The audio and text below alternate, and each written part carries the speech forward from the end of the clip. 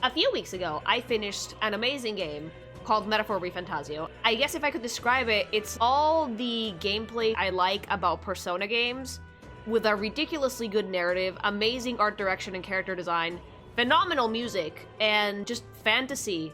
It's one of the most fun things I've played this year. It's my game of the year for 2024 was Metaphor Refantazio. And one of the things I really liked about it was that the character designers cooked. I could talk about the entirety of the art direction for Metaphor, but we would be here for 2 weeks. So, in the interest of not, making sure that everybody sleeps through the next decade, I think I will talk about the character designs this time, and if this goes well, maybe we can talk about the art direction in general. You're an inspiration. You're just so fascinating. If you haven't played Metaphor, leave the stream now. Go play Metaphor. It's worth it. There's going to be spoilers for everything. Do not say I didn't warn you. But one thing that I really liked about the character and costume design in general is how well they managed to create a more modern urban fantasy. It still feels like a fantasy game, but the clothing is distinctly inspired by a lot of fashion from the 1960s and 70s, particularly from London. So it's actually really, really interesting to see how they meshed two completely different fashion styles together and still made it work. First off, our baby boy, the Will, the man, the Twinkie. Will has two designs, technically speaking, but I did not want to grab the other one. So the one with the two different eye colors that looks like Makoto and the Toaster's love child, right? I really like Will's design. He's very Twinkie, he's very unassuming. He's also incredibly pretty and very, very androgynous almost. Like, if you told me that Will was a girl, I would have also believed it. He has a very small build. Like, he's like lovingly a manlet. But again, he has like the most clear-cut example of an outfit that you could see someone wearing in like 1960s London if you took off the few design elements that he has that are completely fantasy. Like, if you took off like the belt, the sheath for the sword, maybe changed his bag, and his like little gay headband, Will would not look out of place on London Street at all. But the cool thing is that they added just enough fantasy to him to make it believable, right? Like, he has a sword on his hip. His boots are perhaps a little bit taller than they would have been in the time period. He has gloves, he has the metal headband, the igniter. Well, it's actually, what the hell is that armor piece called again? Wave, insert picture. There's armor elements in Will's coat and in overall his design that tie it together to the fantasy element really well. Not to mention that he has a very unusual eye color and hair color as well.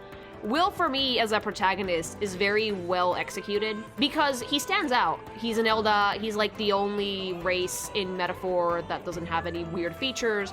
That alone makes him stand out, but the outfit is also great. That's all you need. It's two colors, and the rest of the colorful things about Will are on his face, and that's it. It's literally just black, white, a little bit of blue, that's it. Okay, so like this is Will's concept art, right? Underneath his amazing coat, he does wear like the dumbest pair of pants on known to man. They're like pulled up like right to his belly button, okay? Like, that's twink protection right there, baby. Boo-oo. He has an incredibly feminine face, very androgynous figure. Overall, just a very elegant character. He seems to have a very kind personality. I think that's the thing you get at a glance, right? Having played the game, I know this, but if you had never seen Will before, you would think like, oh, he seems really sweet. He doesn't look like a shonen protagonist. He doesn't look very like, imposing, or he doesn't look creepy or anything. He just looks super, very, very pretty, very sweet. The bust does look like 2B. He does look like a blue 2B. He does. He has very long hair, like, and you see him without his headband a few times in the game. And it does look very, very feminine, but I don't think that's a bad thing. I think that, like, embracing feminine features for guys gives you a lot more room to play around with character designs. And, like, male characters in video games already are allowed to have a lot more facial features than women because you can do a lot of really weird angles, sharp lines, big noses, like really strong jaws. But for Will, I think that if they want to make a male character that looked very sweet, but also unique, I think that giving him like softer, more feminine features was the way to go. I really do geek out a lot about the fashion in Metaphor because of how well it ties into the historical period that they used as a baseline for most of the clothes that they designed for this game. There's more fantasy elements later on, but I think that making Will's outfit mostly modern is a good fit because he's always carrying around his stupid book and like, well, also he has white pupils, is one of like a cool detail about the character. Everybody has weird eyes in this game. but Will has like very like white pupils, which is very striking. I have white pupils also. And it's really high contrast. It's not something you can do with every color, I would say, but with gold and with blue, it looks really nice. He's a character that only poops once a week, and it's a fight for his life. And that's why that outfit, it must be so easy to take off. That's why the pants are so high, because like he poops once a week and it's a fight for his life. No one needs context for that in the game, just play it. One yellow and a sea of blue and white. It's an amazing little bit of contrast though, because tell me that it doesn't make you look at his face immediately. It's the one warm tone, because even his skin is a little ashy. Yeah, he looks noble, but like he also doesn't have so much fanfare that he looks out of place. Remember that Will is like victim numero uno of fantasy racism, like every 30 minutes in Metaphor. So yeah, his design should be eye-catching but decently simple. If you showed me a picture of Will, and I got to look at it for like a minute, and then you took it away from me and you were like, draw Will, I could probably do it and not miss a lot of details. Because it's simple. It's a simple design. It looks busy, but it's not. Moving on. Baby girl. Gallica, very quickly, I was concerned about her when I first saw her, like in trailers, because we didn't want to have another Mona situation, right? But she very quickly became one of my favorites in this game because how supportive she is. And she looks so sweet. Tiny baby pointy ears. She has her little battle armor that's completely unnecessary, but it melts my heart. But the fun thing about Gallica is she also has an outfit that's incredibly simple, that with just a few details, you change the whole look. This is her battle armor. Normally, she's not wearing the boots, gloves, and the little helm headband. She's normally just wearing that like little yellow and blue bodysuit thing, which is adorable, by the way. But my favorite thing about Gallica, besides how like adorable her battlesuit is, the details on her wings are so sweet. They're so cute. She looks like a dragonfly.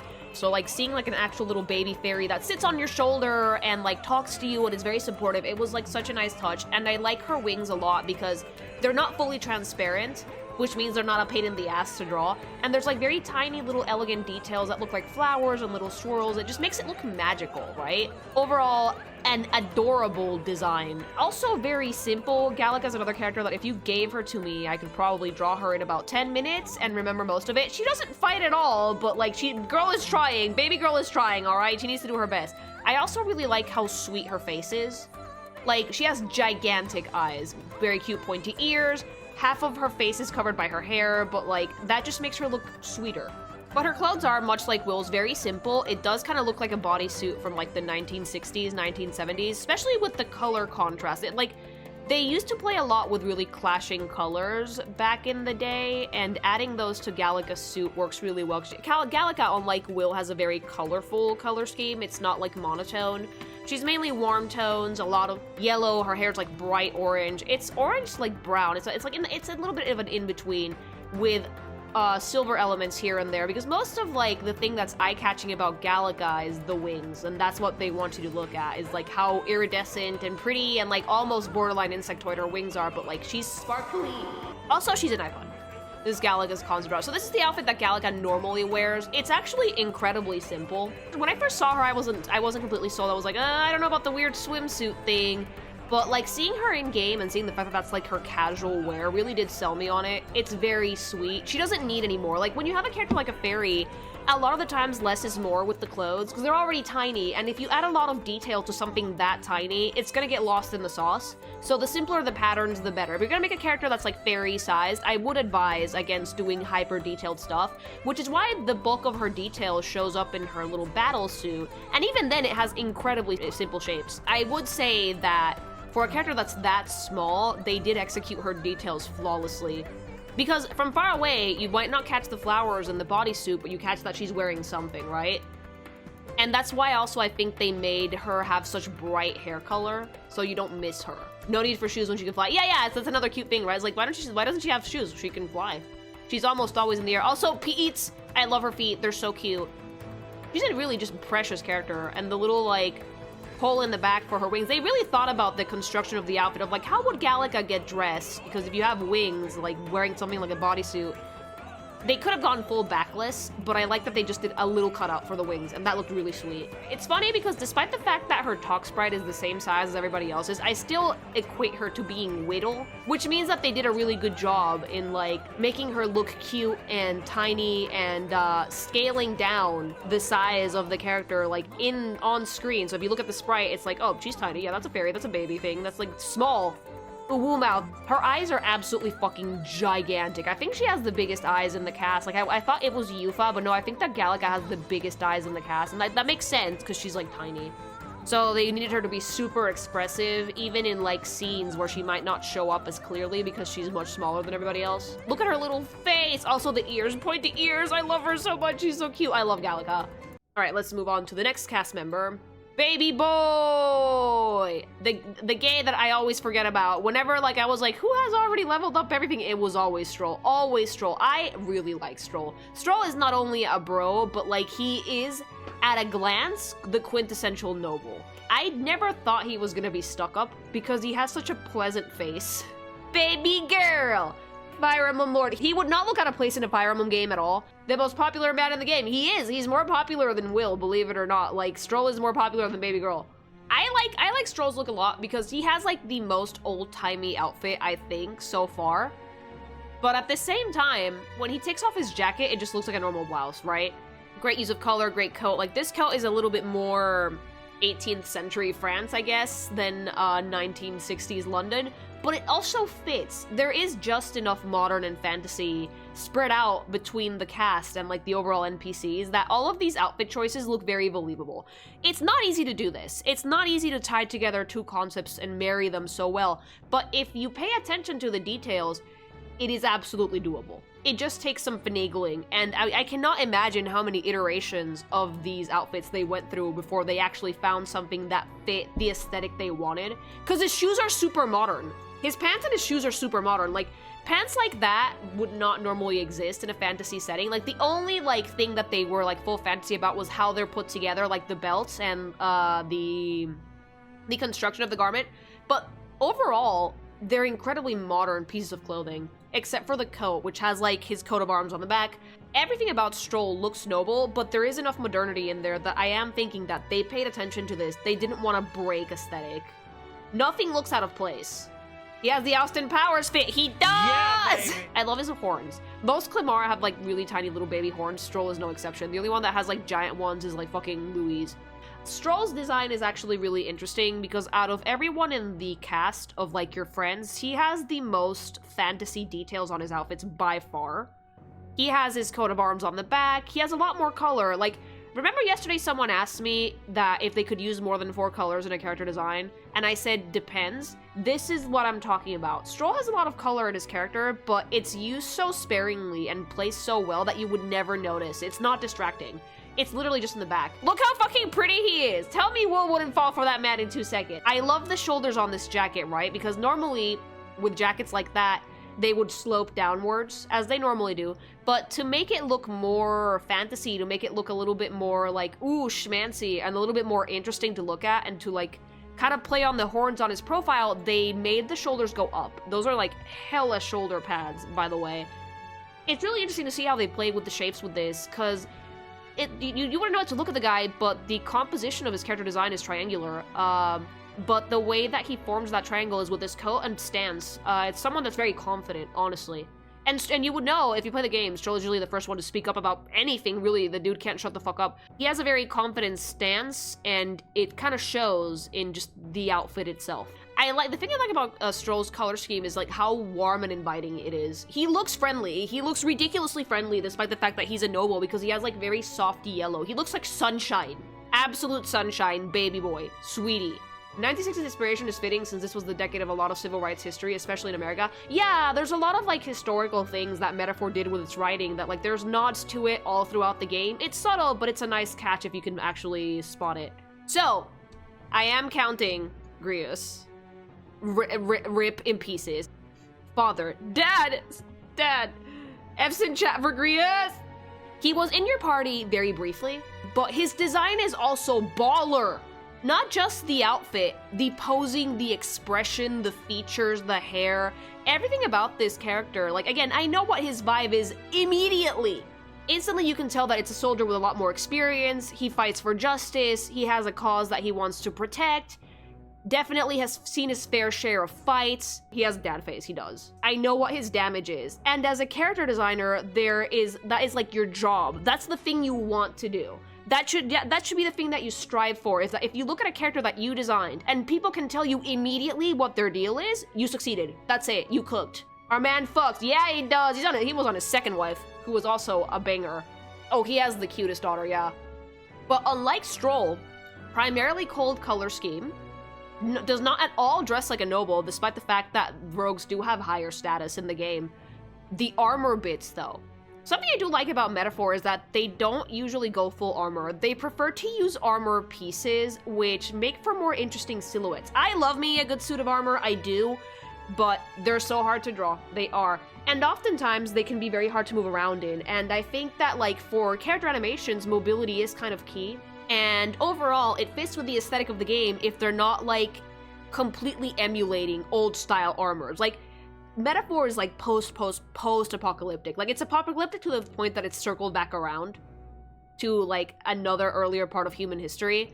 So not going with full armor is clever. I definitely like the way that they did it. I love the fucking greaves and the shoulder pad. He only has one. Like he has one pauldron and that's it. The other side is the cape.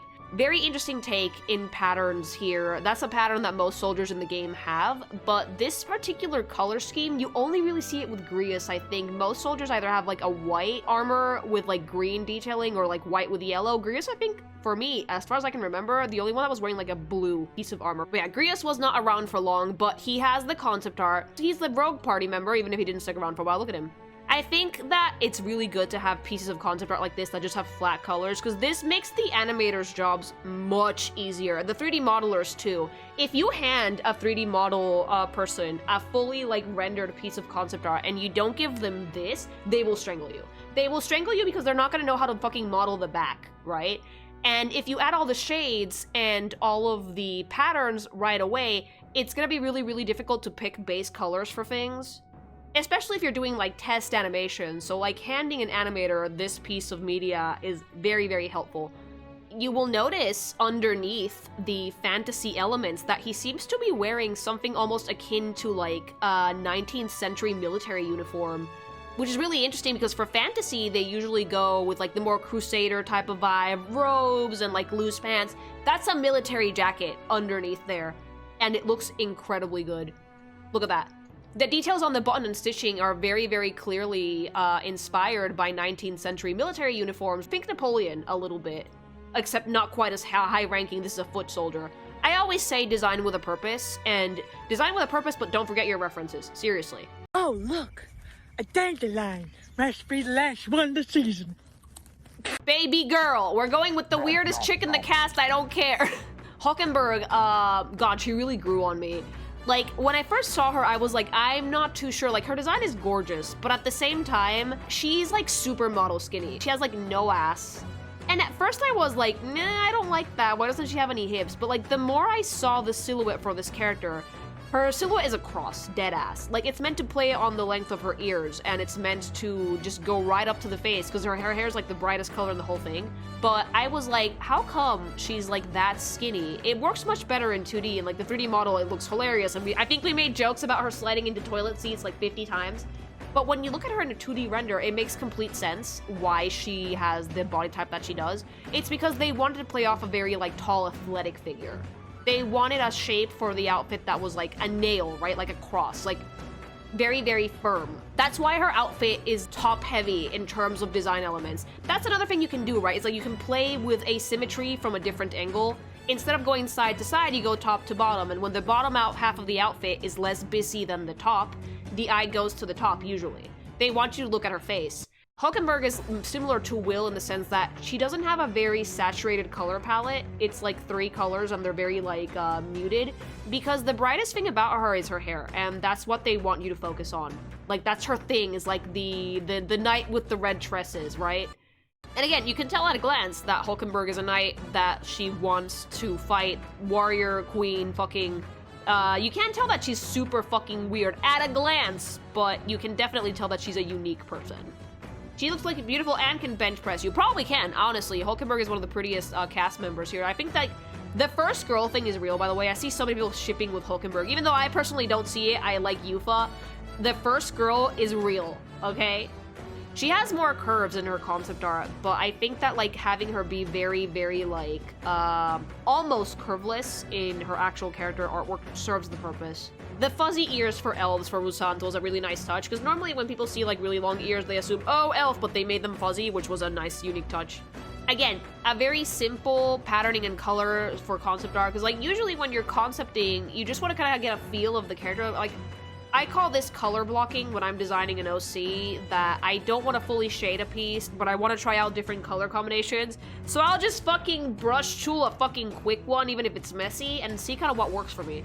The talk sprite for Hulkenberg is funny because her hair looks huge. In the 2D render, it looks much sleeker. It doesn't look as wide as it does look in game, but that might just be because of the angle her face is in. Look how gorgeous that is. Absolutely beautiful. Hulkenberg has a lot of really pretty details in her outfit as well, and she has a similar military style uniform, but she also has a decent amount of fantasy elements, particularly in the top half, like the armor bits. If you see her in her casual outfit, it looks modern as hell. In her full battle regalia, it looks very fantasy, but it's deadass like a bodysuit. She also does have Tata, despite Atlus being like allergic to boobs. Look at those. Look at thems. Look at thems. They're so nice.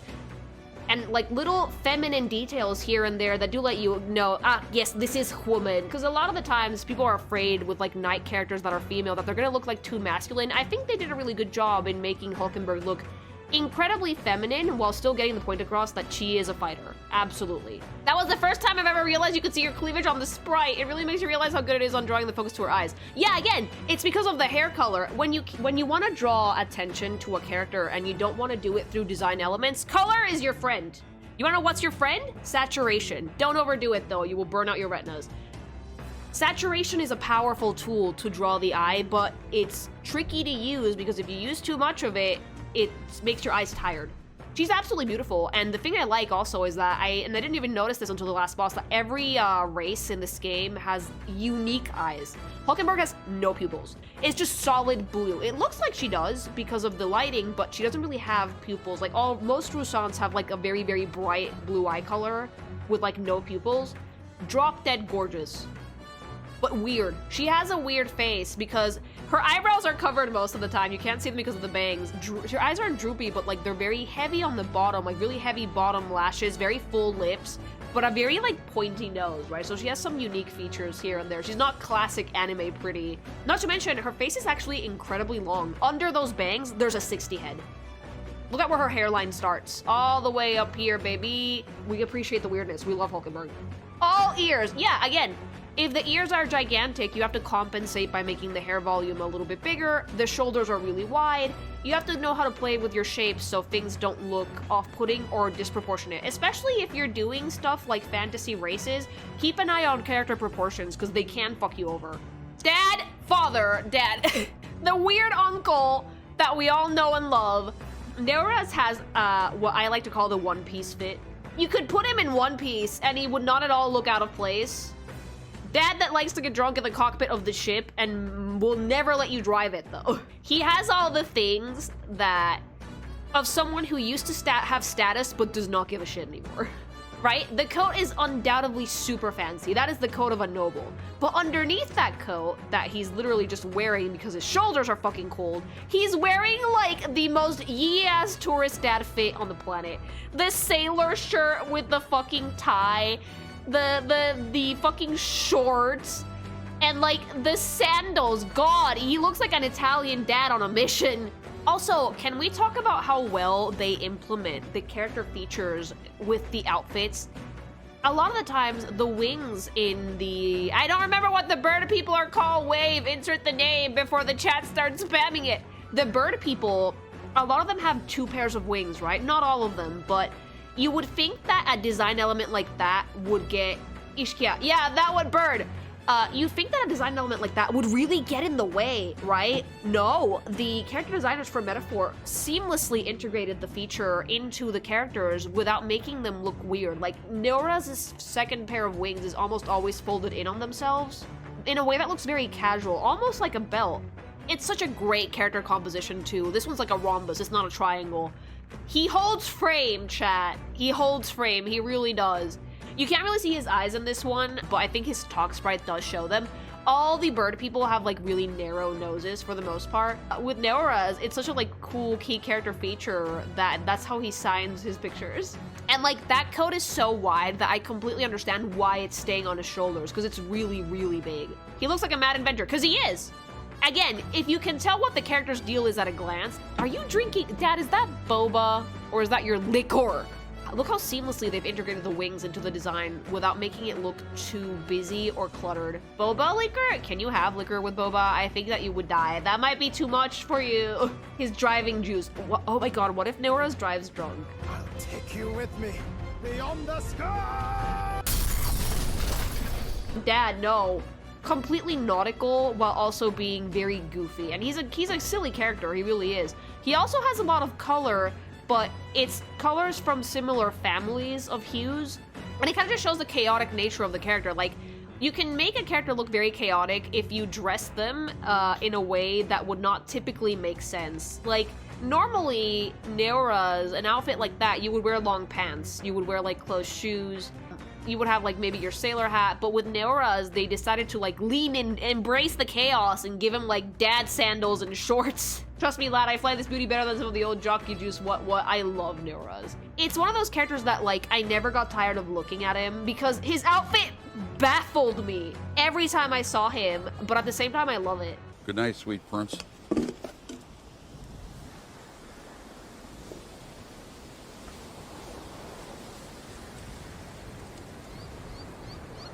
Oh shit, dude, I'm sorry. Dad, father, bat dad. Heismay's a fun character, right? Because when I first saw the character, I was a little bit concerned. Atlus always likes to put mascot characters in the party. We had Teddy in Persona 4, we had Mona in Persona 5, we had like the fucking dog in Persona 3, and after Mona, I was like, oh, please don't be annoying, but they subverted my expectations by making this one of the most heartfelt characters in the story, both writing-wise and like his voice is super deep. He looks cute, but he also looks wise. I don't know how the fuck they pulled that off because he looks like a bug. Look at the size of his eyes, but everything about him just kind of says like wizened, right? Old. Deleted old. He steps on bread. He has like his little baby boots. No pants. Dick's out for Heismay. Jesus Christ. Koromaru's closer to Heismay that personality-wise than Teddy or Mona. Koromaru's a dog. Look at his feet. Look at his feet. His character design is amazing, yeah. He has 3 colors, and he's using every single one of them to great effect. He has a lot of saturation on the face. The red on his boots and armor is muted. He's very easy to look at, though. His ears are gigantic. If you play Metaphor, so you get to see Heismay making bread dough with his little fucking rat feet. Also, he's a dad, sadly.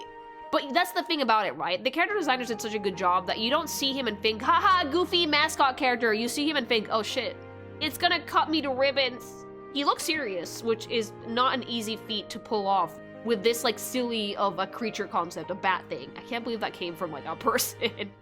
His wings do seem a little bit bigger in the concept art than they are actually in-game. They're usually folded in-game, so they're not that easy to spot, but I like seeing him from the back. I think that, like, this character designer likes to use triangular compositions for his designs a lot because, like, it's an inverted triangle. He's very wide up top and very narrow at the bottom. Just, like, not just in, like, the outfit itself, but, like, the way he stands, too. Like, the wings are really wide, but he has, like, really tiny little baby bat feet. Like, I think that they did have to think about how are we gonna make this bipedal without looking completely stupid. So, changing a bat's normal silhouette would do it. It looks really good, and I also like how rodenty his face is. Heismay used to be a knight, and you can tell that in his stance and his sword, and just how he carries himself. It's a very elegant character. You would think he's like a fucking goofy little guy, but no, he's a pretty elegant character, and his voice is tippy-top. You think yourself equal to a Ujief's agility? Mothman! And I love his color scheme, because, like, there's just enough brightness in it, because, like, his fur is cream colors, like white.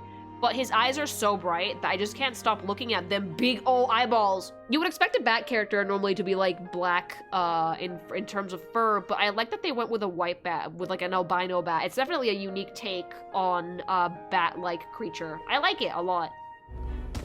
Ah! Oh! So, remember how I said I'd keep my eyes on you? Oh! Well, He's I have pregnant to now. say.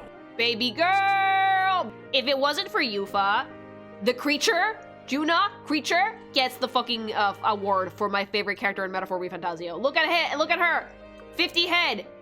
So Junah has the perfect example of an outfit that is so 1960s. It's not even funny. That is a little fucking go-go dress. The matching high heels, the orange socks, like clashing color palettes that somehow work really well together. But again, just like with Will, there is enough fantasy in this outfit for me to not feel like it's out of place. She has a giant leather pauldron that plays into the flow of her hair really well. She has the gloves. She has a big fucking leather belt. The straps on the sides, and her casual outfit doesn't actually have the thigh highs. A lot of leather and a lot of little subtle details that tell you this is a character from a fantasy game, even if she doesn't look it, right? It's very subtle. It ties together so well. No one looks weird here. No one looks out of place, which ordinarily you would think so, right? You would be like, well, how come you look like you're in the 1960s and you don't? But like, they share similar design philosophies, so no one looks weird. But yeah, Junah is one of my favorite characters in this game. Creature, absolute creature. The thing I like the best about her, it's not even her outfit, even though it's great, is her features. She looks like a 1980s Bishoujo character. If you dropped her in like a 1980s manga with like the super sparkly giant eyes, I would be like, yeah, this character fits here. It's such a like nice homage to old anime. I don't know if that was intentional. I'm willing to bet that it was though, because they're supposed to look like dolls. The size of the iris, right? When you're trying to make a character look cute, bigger irises will usually benefit you. Bigger eyes in general will usually benefit you because that makes characters look like really cutesy and it makes them look like a prey animal, like a rabbit, you know? Except Junah will smack you. She would have a great time doing it. But the Nydia have gigantic eyes. That's my favorite thing about them. They look like jewels. They look like marbles. Like if you look at Junah in the character menu screen, if you have the game, her eyes just look like marbles. I think that this was a nod to early anime from like the 70s and 80s that had gigantic like bishoujo eyes, very tiny eyebrows, very doll-like features, small mouth, small nose, giant forehead, and as like a full race in Metaphor, it was so clever. It was so clever of them to take such a specific historical aesthetic and actually turn it into a fantasy race. Why not? Her hair is also a lot. She has a lot of hair, and that must have been hell to animate, dear God. And also, how could I fucking name Junah without Creature? Spoiler, I don't care. Junah has a true form, and it's this thing. It's this thing. So if you were wondering, wait, there's like all types of races in Metaphor. Where are the short people? It's them. It's the Nydia. The thing about the Nydia is that what they actually look like is this. They are almost always using a physical glamour. It's not an illusion because if you look at she's wearing the same clothes that she wears normally. They're way too big on her now. They're normally glamored to look older, so people take them seriously because they look so bitty and so doll-like and cute that people are like, oh, fetus, time to punt it. She's super tiny. It's genuinely adorable. It's one of like the funniest things. Like when I saw it, I lost my shit. She's a thing.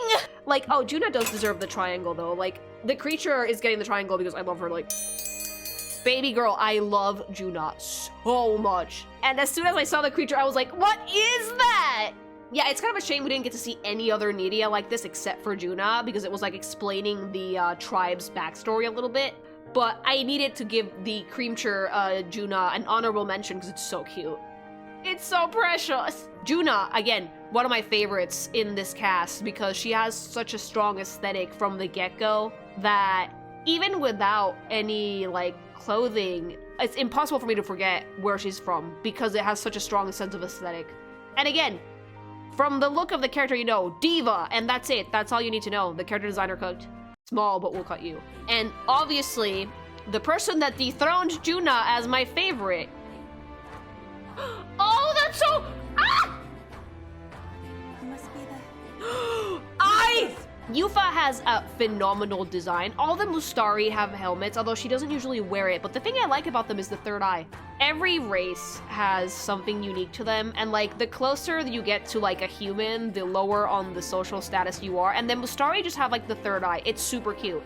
Eupha though has a great outfit because it's like a very 1960s mod cape with like a simple white dress underneath it. But the thing that makes it look super fantasy is her helmet, her staff, her like bracelets, and that little circlet that she wears that like encircles her eye, and the hairstyle. Again, you can absolutely make fantasy out of anything. You can even make fantasy sci-fi. I know a lot of people think that those are opposite ends of the spectrum. They're not. You can make fantasy anything depending on what elements you choose to mix and match. Just make sure that you keep them cohesive. The only bad thing about Eupha is she's wearing socks with the sandals. Eupha, no.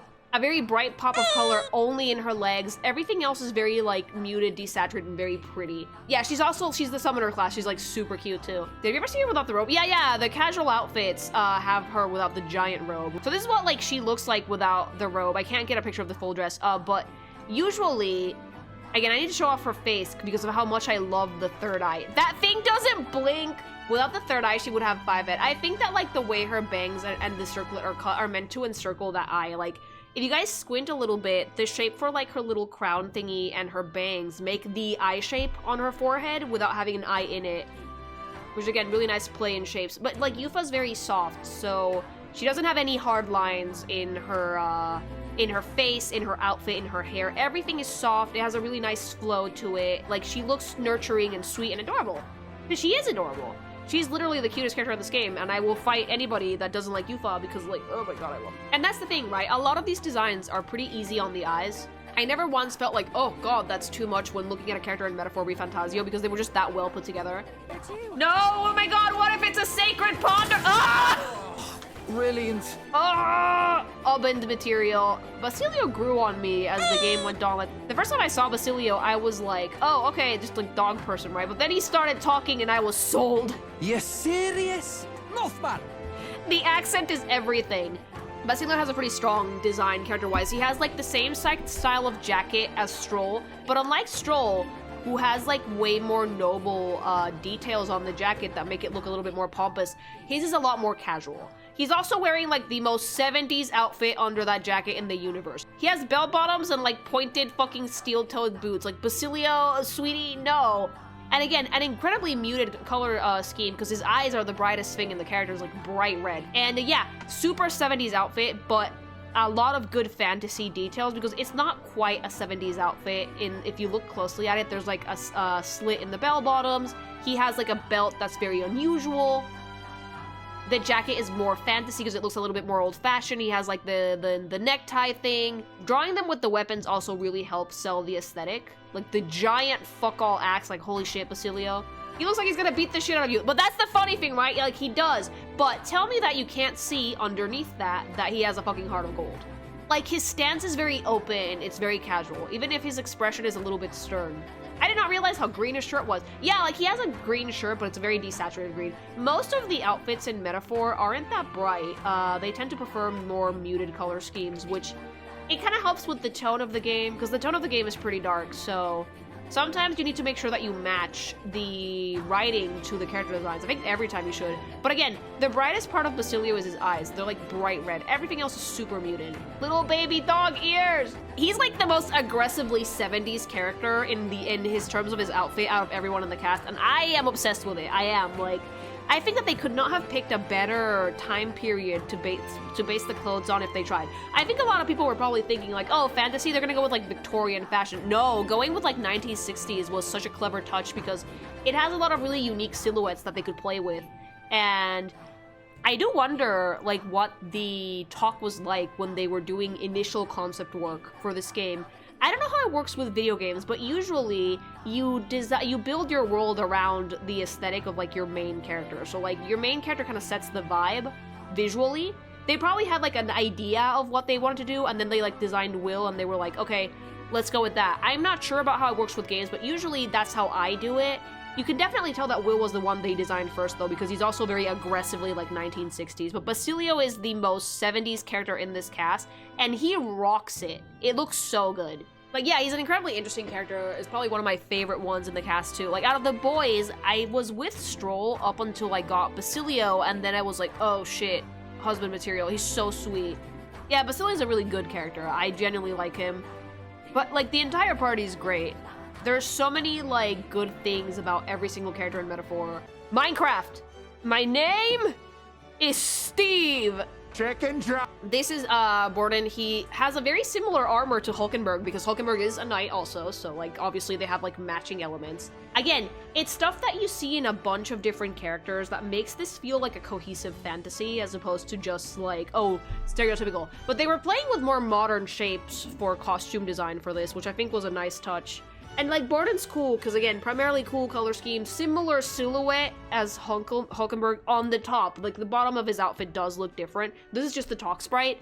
I will say this, from this point onwards, getting full body illustrations of everybody was near impossible. Like, I got most of the talk sprites, so we're gonna look at those first, but the full body ones might be kind of low res because there's no art book yet. So there's like no high res images or anything, and without having to like dive into my VODs to get the characters, it was really, really difficult to get like good quality images of the full bodies. So yeah, Bardon is like one of confidence. He is a man that at a glance you can tell soldier, really responsible, scares the shit out of children because holy shit, look at his head. Definitely like a good use of the character design square principle, which is a character that's like very stubborn, very headstrong, but very firm in his resolve and convictions. You can also tell that stuff by just playing with shapes, by the way. Like, it's, for some reason, it's something that happens with a lot of character design that, like, certain shapes we associate with certain things. And for Bardon, square is good. But again, like, with the talk sprites, usually you can tell what the character is about at a glance. So you can, from expression, you can tell that he's nice, but he's kind of no-nonsense. I really like the igniters for all of these. They're super pretty. The igniters tend to be, like, the brightest pieces of most of the military outfits. Again, very muted colors for everything.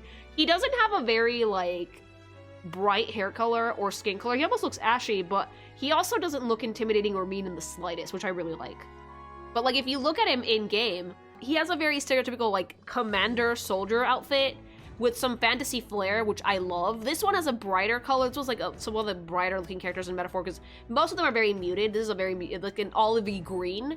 You can tell where Hulkenberg got her outfit because the cape that he's wearing is the same one that she has, but unlike Hulkenberg that has like just pants underneath that little baby cape, he has like a full coat. He's wearing like a full set of armor on the bottom. He has a breastplate, but no helmet, nothing super big or bulky because like mobility is key, and they wanted you to be able to see the modern aesthetic. And also fuzzy ears. Oh, the character that I'm so sad he wasn't a social link. Batlin, my man, my content brain goat. Batlin is one of my favorite cast members that like isn't in the main party because he is so content brained, it's not even funny. Like he's literally like, what can I make out of this? How much clout can I get out of this? Oh my god, let's gossip. He looks shrewd, he looks cunning, and like the face shape really plays into that because like I get, first of all, nose, giant, love it. Second, he has like slightly bigger horns than other Clamars, like bigger than like Strohl's. But like his face shape is triangular. Usually like triangles like convey some intensity, sometimes villainy, sometimes a little bit more of like, ooh, I don't know about this dude, but like he is genuinely the nicest fucking guy. He's just so funny. He's so content brained. If he had an archetype, it would be Bard. Absolutely. Like missed opportunity to make Batlin a social link. If he had an archetype, he would be the Bard because it fits him perfectly. He is a crier. He kind of is a Bard, but just not a musical one. He's a fox. He looks foxy. He looks like sharp and quick-witted and definitely super smart. For me, Batlin has one of my favorite talk sprites because it's so expressive. So expressive. Like you can really see that the dude could make some amazing faces, right? And like Batlin has very simple drip. For the most part, he's just wearing like a pantsuit with and the thing that makes it look more fantasy is the cape, right? So Batlin's fit is similar to Strohl. It's a little bit more 19th century, a little bit less mod 1960s, but they use the same patterns or very similar patterns that the 1960s cast members do. So again, everything's cohesive. They use the cape silhouettes from the 1960s. They use the same fantasy elements as everybody else. So there's about 2 or 3 different decades in Metaphor fashion history-wise that they used to great effect, depending on the cast member. Some cast members looked better in the more modern clothes like Will, and some of them were going to look better in the more old-fashioned fantasy ones like Batlin and like Strohl that have more 19th century elements. And like everyone in the military is going to have the more fantasy old-fashioned outfits because it just fits better, right? But if you have a character that's like a mage or a little bit, or like main character or something that's a little bit less military, it is good to go with like the more modern silhouette. Okay, Edeni. Oh, daddy, baby boy. I love Edeni. Edeni's also like aggressively 1960s and 70s because he has like that mod aesthetic. Everyone in the Mustari kind of had a very like 1960s mod aesthetic. And mod is like the very loud patterns with like 2 colors, right? So Edeni is the first Mustari that we get to talk to before Eupha. This is Eupha's older brother, if you guys can't see the resemblance. He is the leader of the Mustari tribe, and he has a phenomenal color scheme and play on shapes. His hair is super weird. He has like the fucking 70s and 60s mullet, but made fantasy by length and layering, you know? And his eyebrows are also super weird. But I really like it. He's also wearing makeup. Like, if any character is giving David Bowie, probably Edeni. He has that Goblin King vibe a little bit, but he's really nice though. But like, look at how well put together his color scheme is. Unlike Eupha, who is mostly black and white with like a little pop of color here, Edeni's color scheme is loud. It's so loud. It's one of the brightest in the entire fucking game, but he's not in the main party, which is why it's funny that like he has such a loud and obnoxious color scheme. It's like bright orange and black, right? Eyes are like a beautiful deep red color, but the thing that like that you mainly notice about Edeni is how like intense his gaze is, because the eyebrows are a lot. If you want to make a character have a very like intense set of eyes, one of the coolest tricks you can use is eyebrows and hair color that don't match. I particularly am a fan of dark eyebrows with very light hair. It always looks really striking. Like, this is the best I could get for like Edeni, but like he has a slutty like fucking bodysuit under the most loud orange cape you will ever see in your life. Where Eupha's very round and friend-shaped and a lot of circles, Edeni's very angular, very squared, very like jagged lines. Eupha's soft, Edeni's really harsh. But I think it looks really good. That's the fun thing about the Mustari, right? Despite the fact that they use mod patterns, it looks fantasy tribal with how they use like the jewelry and the bodysuit and the fucking crowns and stuff and the staffs. It's all 1960s patterns, but again, you put a really cool spin on it and it looks like fantasy as shit. You can make fantasy out of anything. You can make fantasy out of a toaster, pineapple, whatever you want. This was Lady Joanna. I really like this character. She broke my heart because it's an absolutely beautiful design. She looks sad, because she is sad, but the design is absolutely fucking gorgeous, and it broke my little baby heart. MILF of sadness. MILF of sadness. Dead-ass MILF of sadness. Yeah, demon baby mama, yeah. So, believe it or not, this is an antagonist. She doesn't look it though. She's like deceptively sad and soft and like motherly. I really love the rogue face patterns. Like, they almost always have really pale skin, almost like marble-like, but they always put patterns on the face. This is a character that like looks noble, has a very kind expression, but you can see sadness in her eyes, and like the face shape plays a lot in that. The way that you like shape facial features, like the eyebrows are turned down, the eyes are turned down also, but they're big. Her lips are like pouty, but she's like barely smiling. It's really subtle things that you do when you're like designing a character if you want to show off a specific emotion as a unit, not like just as one expression. Shapes are helpful with that, and the droops almost always like give you sadness. Like, her hair is droopy also. It's not a severe hairstyle. Everything like line-wise, it all droops down. It all feels like very sad. Like, it's a sense of flow that's like very like, melancholic almost. There are good patterns in her clothes. Like, she looks like a wilting sunflower, and I think that's by design. She's subdued, she's kind of sad. She has a very bright color scheme, which is funny because like she's a pretty sad character, but I think that's because it's meant to be deceiving.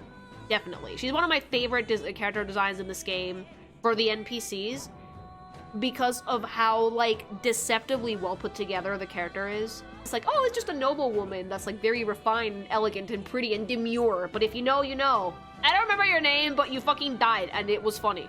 Captain Klinger. Klinger, like fucking clinging a booger. Like, this is, again, with the guys, they were able to do way more like exaggerated facial features than they do with women usually. His name is Baby Food. Gerber. This is a bad guy, or like this is like either a bad guy or someone you don't want to deal with, because he looks difficult, right? Like he looks like he's judging you. His eyes are really deep set. It has like tiny fucking irises, really like protruding nose. He's round, but he's not friend-shaped, because like everything else about the character is pretty angular. Like, his clothes are like, nothing fits right. He looks like weird, you know? Pompous hair, and he doesn't look pleasant. He looks like a man that's not good-natured, and like that's by design. And you can still do that because, you know what? There is a square hidden in there. Look at him. He looks like a fucking dill hole. The same uniform that Grius is wearing, but it doesn't fit him. It looks really bad because he's not supposed to be wearing it. Like, he looks out of place. He looks like he's going to fucking try and trick you into something. Daddy, gimme. Questionable taste in men aside, I do think that out of all of the antagonists that Atlus has made, I think Louis might be my favorite. He's great. When you kill thousands, LMAO, bottom tags! I love Louis. Louis is such a good antagonist across the board. Like, not only is he a massive Giga Chad, he's like cartoonishly evil and has no qualms about it. But let's talk about the design because I'm getting sidetracked. Louise is like a great use of an antagonist that looks angelic to the point of being off-putting. He's so beautiful and he's wearing like all white and gold and it looks like regal and gorgeous, but like, look at his face. Absolutely fucking sinister. So when you're making antagonists, right, a lot of people like to default to darker colors because usually we associate dark colors with like evil, but Louise is great because he is cartoonishly evil, but in his mind, his intentions are good. He's using mainly triangular and very angular shapes, which are menacing, they're very threatening, but he moves really well. It's a very imposing figure. He has an incredibly intense expression. He's absolutely beautiful and he knows it, but something about him feels weird. Something about him feels wrong, feels threatening, feels menacing. It tells you a lot about his personality at a glance, that he thinks that he is God's gift to this earth and his shit don't stink and he's made of gold. When in reality, he is incredibly fucking misguided to the point that he would doom everyone for his own selfish gains. It's a great antagonist because it has no qualms about being cartoonishly evil. That's why I like him so much. Like, usually with Atlus games, you have like an antagonist that the game sets up for you, and then at the very last minute, they fucking pull the rug from under your feet and they make you fight God. Not in Metaphor. Louise is your antagonist throughout the entirety of the game. All of it. He's using a lot of triangles, really wide shoulders, really imposing figure. A lot of little baby sharp elements here and there that a heroic figure might not have usually. Everything about his design in every iteration of the character is imposing. It's threatening. Every time this dude is on screen, I got nervous. And not just because daddy, I got nervous because it's like, oh, he's gonna tear you apart. Like, he looks incredibly menacing. Like, that dude has like a 13-incher and he's gonna use every inch of it. You're not surviving the night. But it's a beautiful design and everything about him is larger than life. Even the horns are much bigger than your average Klinger because he's not a Klinger, he's just pretending, but he wants people to think that he's hot shit. And boy, does he look it. He has like the 1,000-yard dagger stare. Oh, he looks like he hates you. And his 3D model looks awful. Like, this is his concept art. Look at him. He looks like he hates you. Like, holy shit, I despise every inch of your being. It's an incredibly intense gaze. And they did that with like eye shape alone. Oh, hit me harder, daddy. Disdain. Oh, I love it so much. It's so fucking beautiful. The sword is phenomenal. Like, but everything about his design is really good. It's a triangle and a really, really hard triangle composition-wise. He has a huge fucking cape. Even Strohl mentions that he doesn't like wearing that much regalia because it's so heavy, which tells you how strong this dude is. Literally same vibes as Sephiroth. I think that he's a little bit more imposing than Sephiroth to me because he's so angelic, it's fucking off-putting. Piece of shit! We love him though. Ugh. God. Allow me to be aggressively straight for a moment. Look at it. Oh, it's so beautiful. This one shows off way more how sinister the character actually is because this one is underneath the regalia, the pure white clothing, the angelic features. There is a demon in there. Much darker, you can see like darkness creeping up on him, while at the same time it has some very divine features. He has horns now, dead ass. It's very much like a perfect play, like an allegory of a divinity, right? I wish I could show you guys the full form of this fucker because it's actually really, really long because he's above you. He wants to stay above you. But I like that we went from a predominantly very warm color scheme, very like heroic, very bright, to dark, moody. It's giving Sin Eater, but like from Final Fantasy 14, but a little bit darker and a little bit more like, ugh. It's eerily beautiful. That's how I would describe this version of Louise. And then this is the very last form of Louise you fight. This is Louise after he's lost the plot. But like, can we talk about how cool this boss design is? Cause he's still After all of that, he still sees himself as like a god, as an angel, as like, I'm supporting every tribe by making them equal. The interesting thing about this boss is that every fucking race's eye is on those wings. I cannot wait for there to be an official art book of this so I can actually take a good look at how they put this boss together, because it's insane.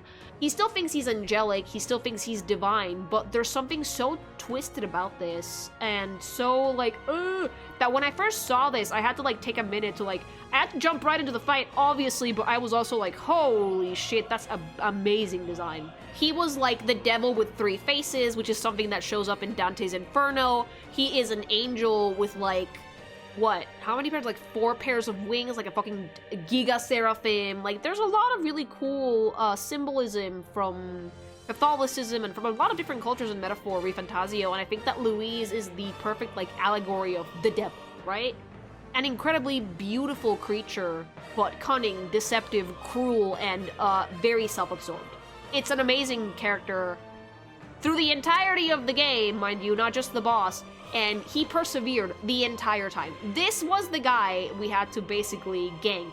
From the get-go, never switched bosses, never pulled an RPG. Hi, gotcha, bitch, it's a god that you have to fight now. No, it was always just this fucker. And I love that for Atlus.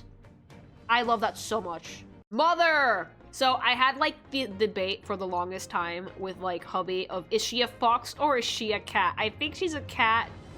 I thought she was a fox because of the tail, but I think we got to the consensus that she's a cat because the ears are cat-like, all right? So it's a cat. Not a fox! The ears are too tiny to be fox. Like, those are too small to be a fox. She's an absolutely gorgeous character, though. Like, this is Grius' second wife. Her name is Fabienne. She is a MILF, and she is absolutely fucking gorgeous. You see her a few times in the game. Sadly, though, she does not have a social link, which is really funny because she has everything she needs for one, but she doesn't actually have one. I want you guys to, like, notice how, like, fucking sad her face is, but unlike Joanna, who was like, I gave up, Fabienne has, like, a very quiet determination to her gaze that Joanna did not have. This one's more like, I am sad, but I am determined. Because you know what? She has a fucking child to raise. Very, very nice, soft shapes in the hair, small ears.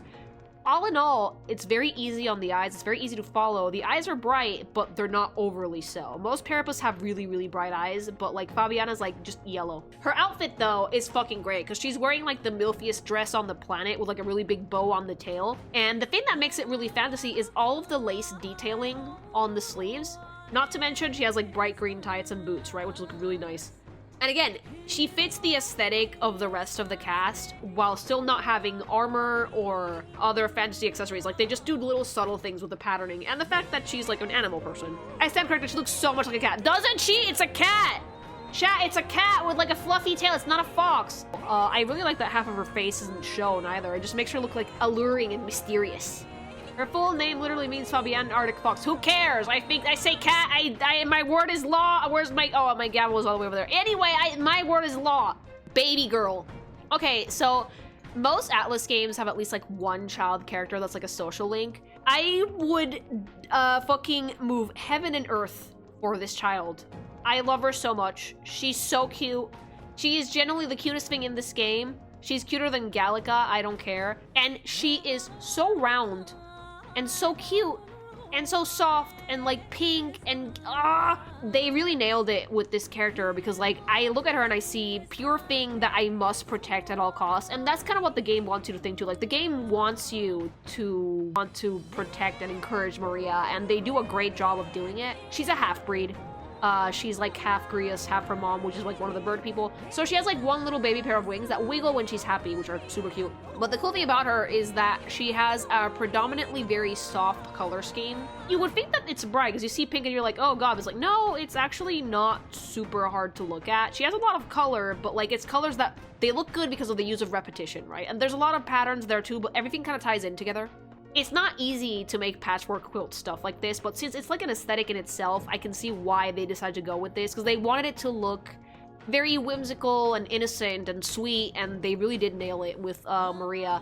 But again, it's all in the face. She has such a precious face, giant eyes, really soft little eyebrows, tiny baby pouty lips, round, soft hair. Like, her hair looks wispy. Like, it looks like if you touch it, it's the softest thing imaginable. Little flower crown. Like, everything about Maria it just inspires protect. Little girl in a fantasy setting, the thing that sells it for me is the little bloomers. Like, her little baby shoes and the little, like, bloomers, right? Because, like, in fantasy settings, undergarments weren't like they are now. They're usually, like, shifts and stuff, so, like, the little baby bloomers just really sell it. Very sweet, very soft, and you will see no hard angles on this character whatsoever. Absolutely none. Because they want her to be soft and approachable and cute and innocent. Okay, so we have Del, angry baby boy. This is Basilio's brother, right? He's a manlet. He's tiny. Fidelio's a little bit more cat-coded than Basilio. He has, like, Scottish fold ears. His eyes are huge, unlike Basilio, which has smaller, very bright eyes, but his eyes are yellow.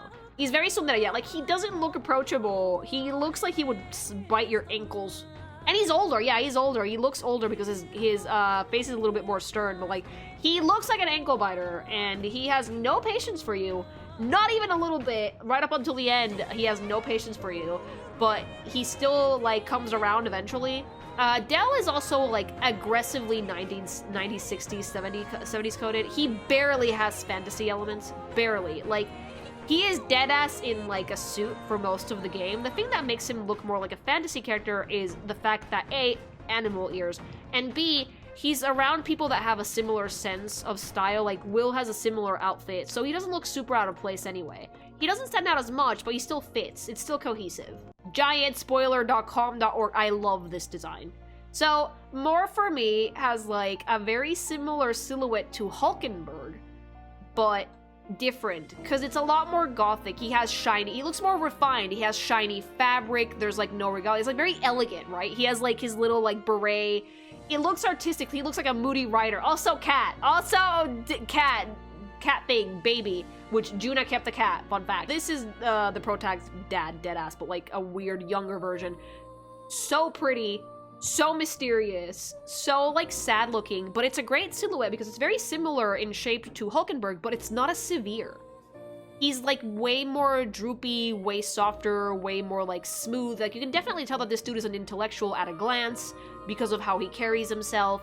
And fantasy fucking leather goth almost. It's a great fit. The long hair really sells it, too. Like, the long hair makes him look very noble, but the beret makes him look like, let's go to a coffee shop and read poems.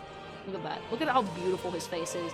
He's also a Klinger, so he has, like, tiny little baby horns. Those are, what you guys don't know is those are, like, boot pants. And they just go all the way out. Like, he stuffed himself in that catsuit, deadass. Yeah, like, I think that what they wanted to go for was they didn't want to do something like Igor Persona. They wanted something a little bit more regal.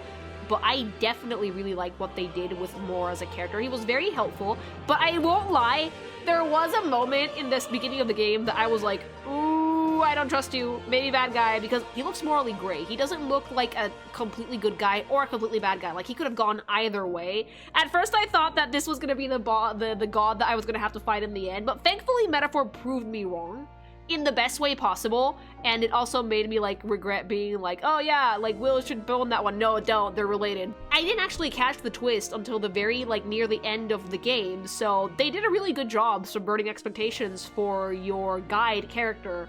This is a character design that I'm never gonna forget because I feel like he would be very easy to draw.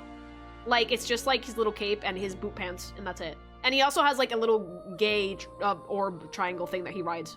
And this is his sad old man form. This is the king. This is King Hythlodaeus. This is Will's dad, who is, you don't see him a ton until, like, the late game, but you can definitely see their resemblance to Moore if you look closely. They aged the character enough that you won't catch it's Moore until they show him in the end. Like, I think that's why they were, like, avoiding showing his face for so long, but, like, the thing I like, though, is that you can very clearly tell it's the same person because the horn shape, the hair is the same, but he looks, rightfully so, like a fool king. When they gave Will that crown, I was like, do we want that crown? That crown makes you look stupid. Like, this is a guy that at a glance you can tell has lost all hope. He's just dead gone. Like, mentally he's not there anymore. He's lost everything. He looks so defeated. His entire fucking shape language is a slump. Like, oh, look at your stupid crown because you're a stupid dumb fuck and you screwed up, and then slump. That's it. It goes right down to slump. Like, and, like, he also looks lifeless. His skin color is super ashy. There's, like, barely any warm undertone underneath there, and I think that was on purpose. The crown seems like it would fall very easily. It's supposed to be, like, the Fool's King crown, almost. Like, I think that by design they made the crown really goofy, because it makes him look foolish. it doesn't make him look regal like he's in charge. He looks like a fool, like a puppet king. Oh, creature. I am so mad that we got fucking robbed of the fucking Alonzo creature. Because, like, holy shit, this rat man put me through the ringer emotionally. Wave, play the clip. And let his life be forfeit, so ends the crimes of Cuculus. Ah! He's fine. He's fine. He's fine! He's fine! I wager you must be furious with me. Absolutely fucking starking mad, you piece of shit. The letter is gone. What? I'm leaving. I'm leaving. What's with you? You look like you've seen a ghost. Kick him in the dick. But I love this character. Like, everything about Alonzo makes me feral. I love the hair color. I love his expression. I love his outfit, the bowler hat. He looks like an asshole because he is an asshole. And again, the character designer succeeded in making a character, a piece of clothing that would look a little bit more modern, old-fashioned maybe, but modern, feel like it belongs in a fantasy setting. And you know why? Because they use really weird colors. Because like Alonzo has like really like weird colors, and like his hair is like bright blue, and he has like the bright blue Nydia eyes. But like they also use like some really loud bits here and there, like orange and red.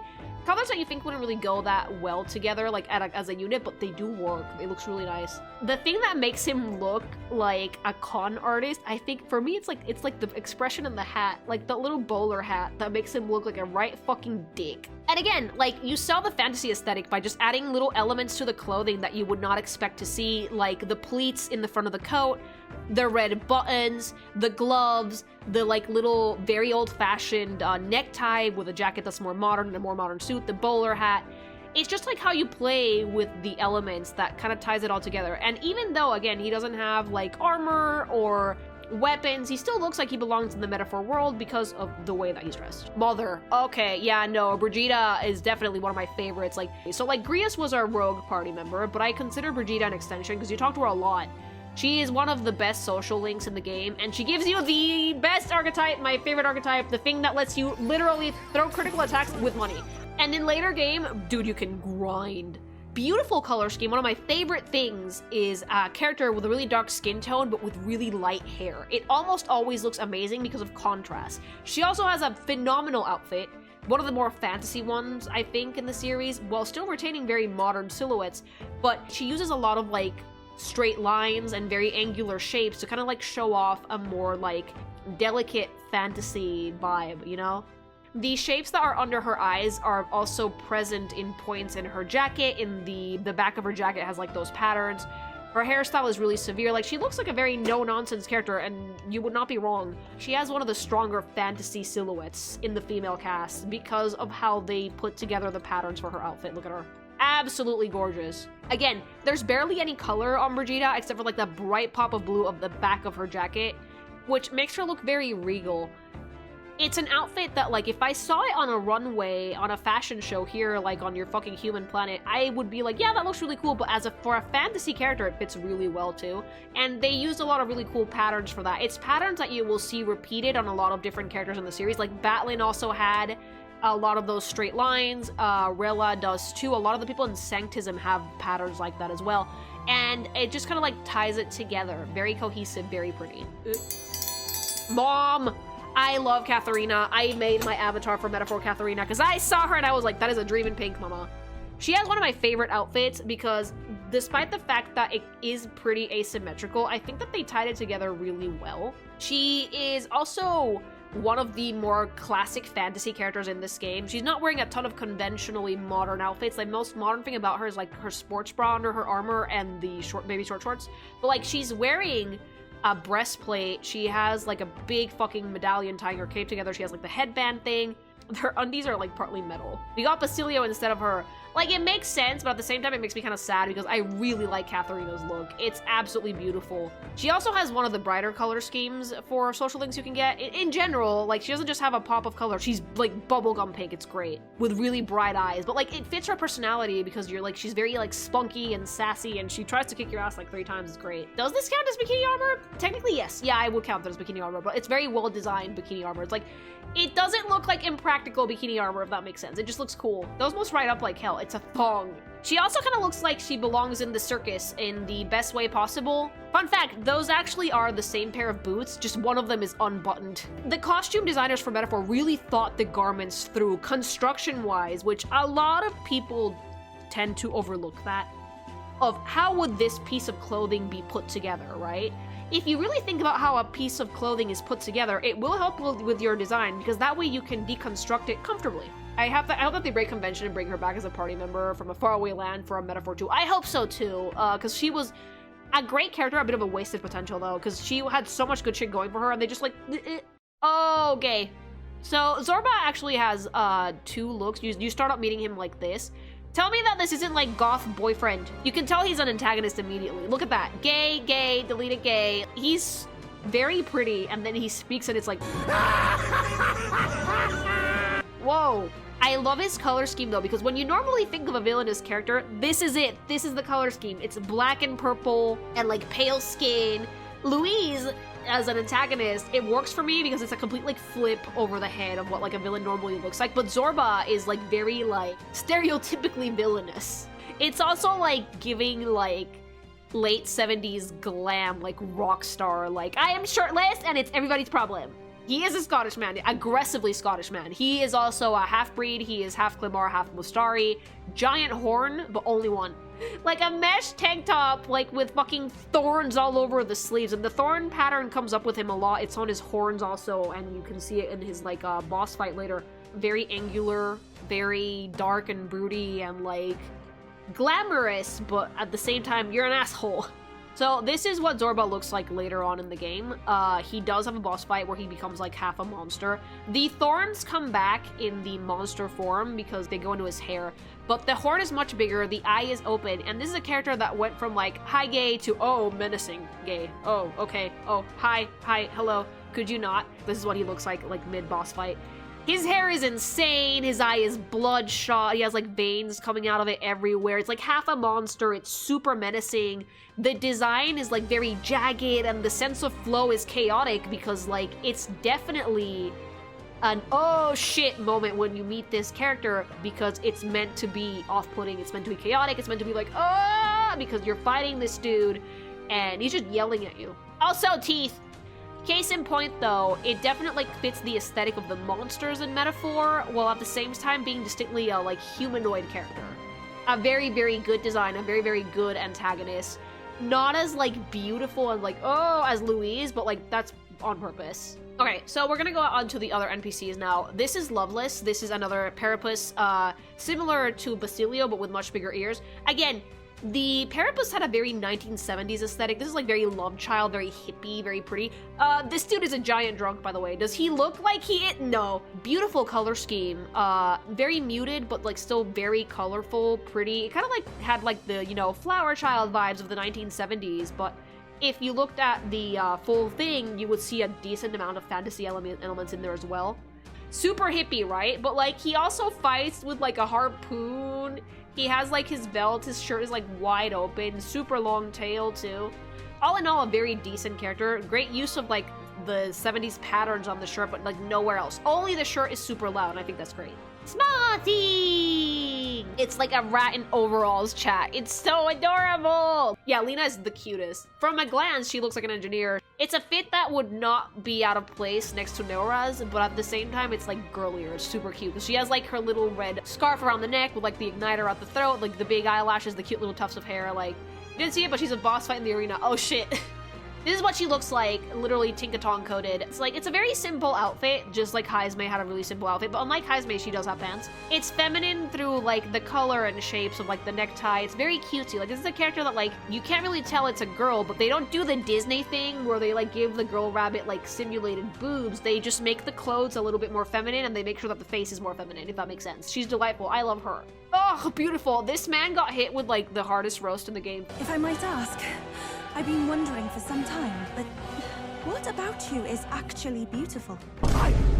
Thank you, Eupha. This is Milo. His igniter is that rose. If you see him and you think fucking self-obsessed Fabio, you would be right. You would be very right. This is a dude that's so up himself. And he looks so annoying and obnoxious and fancy. He's one of the bird people. He's in a Shikia. He is an absolute dill hole. They did a really good job not making the wings feel bulky. They made them really skinny and pretty, and they also like make them hugging the waist, so they don't really get in their way, right? Like they're not imposing, they don't like break silhouette. Ugly as shit.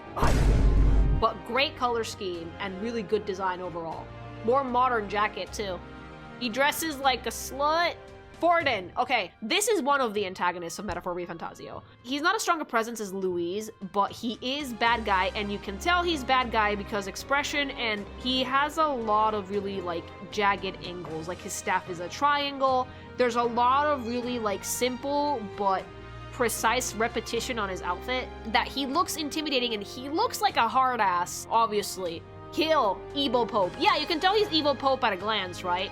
And again, this is one of the more fantasy designs in Metaphor Refantazio, but since they're using the same types of patterns that everybody else has, it's cohesive. Same types of colors, same types of patterns. Like, this is a dude in a robe. This is a dude in, like, fancy-ass robes, but he doesn't look out of place because the patterns are very similar. No, this dude's gonna burn me at the stake for existing. Somebody help. It's always ironic when a church representative dresses in gold while people are suffering. Oh yeah, he wears a lot of like really grandiose, unlike the king who was like a slump and his stupid silly crown. You can tell that this is the actual guy that's in power because the shoulders are really strong and everything is framing his face and elevating his face, and that just makes him like very imposing. Of course, we don't like Forden, he's evil, but as a character design, it's a very good one. Oh, hi, what was his name? Hi, eyebrows, hi, Burple. I love this one. So like, this is, yeah, this is Glodell. He's also one of the bad guys, quote unquote. You fight him pretty early on. And he's also a dill hole, but he's a very like fashionable dill hole. Like his entire aesthetic is loud. He looks annoying because he is annoying. So like they did a really good job with this character design because everything about him screams fuckboy, right? He does give off an air of incompetence in like the way that he's standing around and looking, for sure.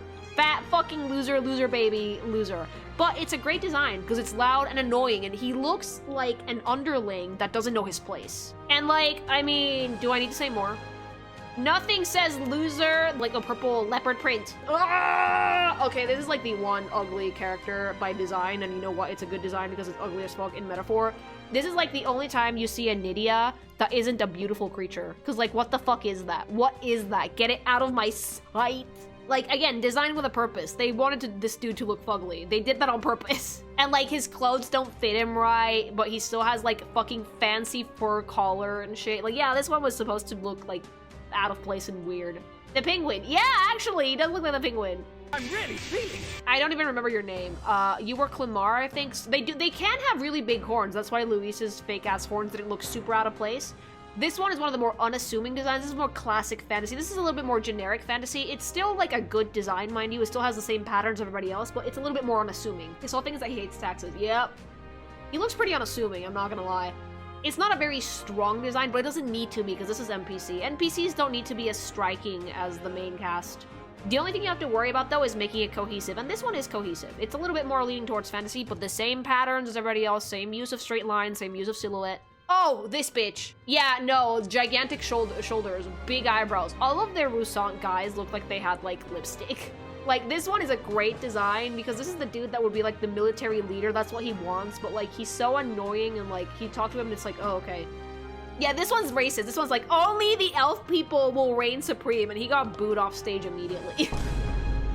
He looks, like, so different from all the other military characters in this game because he wants to stand out. He wants to be, like, reign supreme. At the same time, though, he does share a lot of design patterns with everybody else. The shapes are just different. Most of the military uniforms in Metaphor Refantazio have, like, really strong, wide shoulders that are squared. This is more rounded. Usually they're, like, lighter colors. This is, like, dark black with, like, bright red. He has, like, his little beret and military uniform, but at the same time, this dude was so annoying that I wanted to kick his ass immediately. He looks like an evil general, but he's not threatening. That's the thing, right? I don't know what it is, but I think it's a dumb hat. He doesn't at all look intimidating or threatening. He just looks like a dumb fuck. Oh, bald! Snatch it, bald. Delete it, bald. Get back in your hole, loser. Oh! bald. Oh, by the way, no shade against bald people. This bald in particular was very annoying, though. Again, just like Hulkenberg, he has like the bright blue eyes, the really big fuzzy ears. But again, he has a lot of elements that match with Bardon. You will see with like the church members and the more like fantasy-coded characters in Metaphor that they use a lot of perpendicular and parallel lines when it comes to their patterns. Oftentimes in Gold, because that's the stuff that kind of shows off the fantasy. The general vibe of the environment in Metaphor was very like Art Deco, right? Because they're like severe and they want to like stick to the norms of like the old kingdom, and it shows. Like it's literally the most hard-ass people in the game. Super annoying, but very pretty. Oh, my favorite. Right, okay. So I do have to say, aesthetically, I'm not gonna bring the triangle because it's super late. Chat, use the emote. Aesthetically, my favorite character in Metaphor is Rella. Give it up for baby girl, hidden antagonist, one of the best written characters in this game. Pink thing, Rella. Like, holy shit, she's so beautiful. All the bird people have like really, really spindly necks. It's great. Like, it's so funny though, because like from the front, the character looks snatched as fuck. It's so pretty, but like from the side, her hair is really big on the back. It's like a 60s bob cut, but more angular. Like, again, it's really funny, right? Because at a glance, Rella looks like really innocent and beautiful and like a kind spirit, but her predominant shape is triangular, which is most often associated with villains. She has dragon wings on her headband. Her outfit is incredibly, like, villainous-like, if you look at it from, like, the full body. She has a very, like, lady villain outfit. She does. It's dark colors, a lot of triangular shapes, a lot of the same pattern as the church people do. Really long, leggy, like, she's giving Sailor Moon villain in the best way possible, but her face is, like, doll-like and beautiful and sad. The dragon wings on the headband are some ridiculous foreshadowing. Yeah, like, you would have never guessed, right? Like, never would have fucking guessed. But you see them and it's like, holy shit, yeah, of course. Since you usually see her talk sprite, you don't really make the connection until you're actually, like, encountering her in the field. And she looks pretty fucking menacing. And it's an incredibly sexy outfit, big shoulders, very strong shoulders, really, really strong shapes with Rella. Because she is one of those characters that, like, she seems unassuming, but apparently a pretty challenging boss fight if you aren't like me and you're playing fucking uneasy because I wanted to get to the story. Overall, a very interesting character to look like because she is subvertingexpectations.com.org, and it's something that you don't really realize about her until you actually play the game and then you're like, oh, okay, well that makes sense. An incredibly sexy design too, yeah, but it's a very like muted sexy, it's sensual, it's not Bava Boom, it's more like a quiet sexy, but it's very confident sexy too. Her wings, unlike most Ishika people that have them like folded around the waist, they do spread out a little bit more. Her wings do break silhouette a little bit, but not a ton because they match the flow of the sleeves. Yeah, it's very regal, very cold character, but also very beautiful. She is deadass aesthetically my favorite character in this game though. It's absolutely beautiful. Also, pink thing. The Evo is also basically an act, which works because of her clothing, not her actual body. Yeah, exactly. Her body language is very insecure, it's like remorseful, it's soft, but her look is very severe. So it's a great character because silhouette-wise, it gives two different vibes at once. I love her so much. She looks sad and fearful and like remorseful, but her outfit's really, really strong shapes. Again, one of my favorite character designs because it tells you a lot narratively and it tells you a lot just visually. At a glance, you can't tell this is a bad guy, but something about her is a little bit weird. Obviously, we can't fucking keep this going without mentioning the prince. You know who he looks like, obviously. He's literally unconscious for most of the game, but he has, again, a very similar silhouette to Will. He's cursed. He's like our changing date screen, so we see him daily. Much longer hair than Will, obviously. Sleeping Beauty, gorgeous character though. Like, way more feminine in his silhouette than Will. Way more. Like, he has his little waistcoat that has, like, the waist snatched on the back. And again, yeah, similar outfit, like, similar color scheme to Will, just much lighter, much more pure and innocent Sleeping Beauty. He never gets a name. He gets called His Highness the entire time for a very good reason. But a very pretty character, nonetheless. Absolutely gorgeous. I don't know if you guys noticed, but, like, I think that his eye color in this is lighter than the one that Will ends up with. Will's eyes are a brighter blue once he actually gets, like, the silver hair. But yeah, that's the prince. Very, very pretty character. Sleeping Beauty. Very feminine, very demure, very, like, helpless, defenseless. And such an idiot that he got ganked instantly after he woke up from the curse. He was being gentleman-y and, like, a good prince. Got ganked immediately. That is everyone. But before we go, I do want to look at the ranking for the popularity poll. We're doing the Western one because we're in the West. Screaming! Obviously, for some reason, our baby boy was a number 10. Sad, but it's okay. He's number 1 in my heart. He's super cute. He's 3rd worldwide, though. Oh, good. Del, the tsundere made it to number 9. He really does made that strong of an impression that that manlet made it higher than the protagonist. But I can see it. He's a good character. A very good character. 8th is Brigitte. I expected her to be higher in the West. I think she was higher in Japan. I do love Brigitte as a character, and the design is goated. Mom, eat. Yep. Creature! Creature, why are you not higher? Creature! The creature is Junah. I love her so much. Jesus. Baby girl had to be pretty high up there. Everybody loved Gallica. I'm so happy because so many people didn't like Mona in Persona 5 because he was so annoying. So it was really nice to see Gallica get the praise that she deserved. Yep. Oh, these two fucking morons tied. And you could not have more opposing color schemes and character designs if you tried. Like, Luis's vibe is, like, so severe and mean, and Basilio is like, how's a band? This shows you what us ladies are into. Either psycho or dork, and there is no in-between. Wave, replace their names with the Blowjob Brothers. Oh, yes. Yeah, no, I'm not surprised. Heismay's the tits. Everybody likes this bat. Everybody loves, like, Ratman Daddy. Like, he's so cute. Bat thing. The bro, obviously. Look, the shippers are powerful. Honestly, the best buddy characters in Persona games, they're always shafted and they always get treated like the butt of the joke. They deserve better, so I'm happy to see Strohl pretty high up there. He is the homie. He's the best. And pop the fucking champagne. She's perfect. I'm validated. This is the canon romance option for metaphorrefantazio.com.org. Plus L, plus pre-show, plus you're white. Leave me alone. Eupha wins. Eupha wins. Eupha supremacy. Baby, yeah.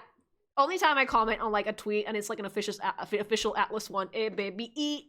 And there you go. Now mine is, oh, there's Scruffy. There we go. Eupha sweep. I love that I was like, yep, I'm there forever. And there's Scruffy immediately. Oh my god, I love that. There's 2 wolves inside of you, chat. They're both gay, I'm sorry. Most sane Eupha enjoyers. Probably. I'm gonna lick that eyeball.